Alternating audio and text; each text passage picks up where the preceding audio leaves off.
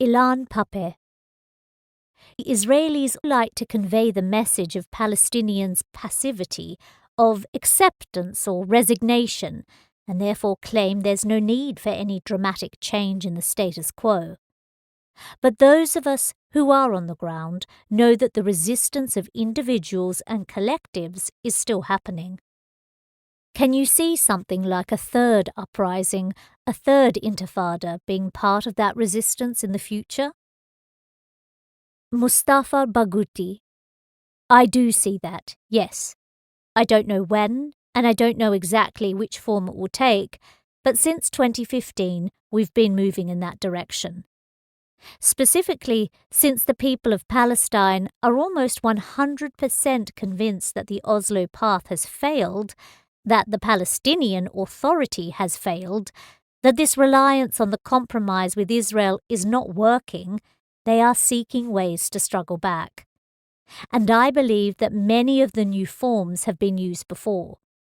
This popular resistance is the new form of struggle in Palestine, which does not negate the right of Palestinians to use all other forms of resistance as long as they respect international law.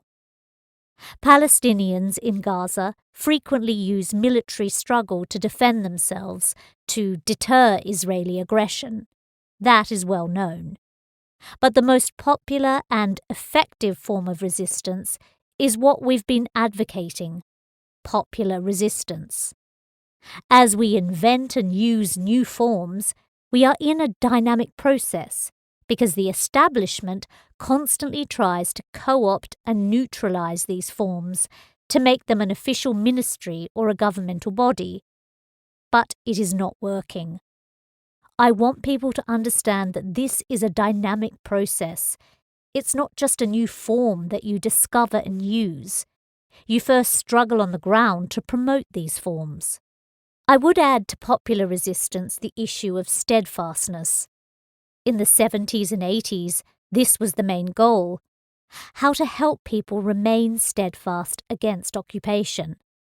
This is becoming even more important today, because it is the main instrument to prevent ethnic cleansing in many areas, especially in Area C, which represents 62% of the West Bank. So many communities like Sheikh Jarrah, Khan al-Ahmar, and the Negev in the south of historic Palestine are being subjected to ethnic cleansing. BDS is another very important form of resistance. It translates solidarity with Palestinians into material power, into an economic effect that impacts occupation. It also provides Palestinians in the diaspora with an effective form of participating in the struggle of their people. Popular resistance, or non-violent resistance, is not passive resistance. On the contrary, it will become the most important form of struggle against apartheid. Our goal in the struggle is to change the balance of power, to fix the severe disparity between Palestinians and the Israeli establishment.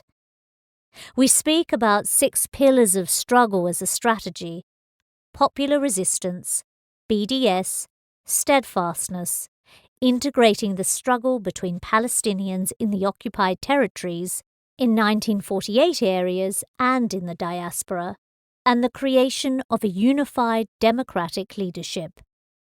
We need that desperately as a way to achieve national unity.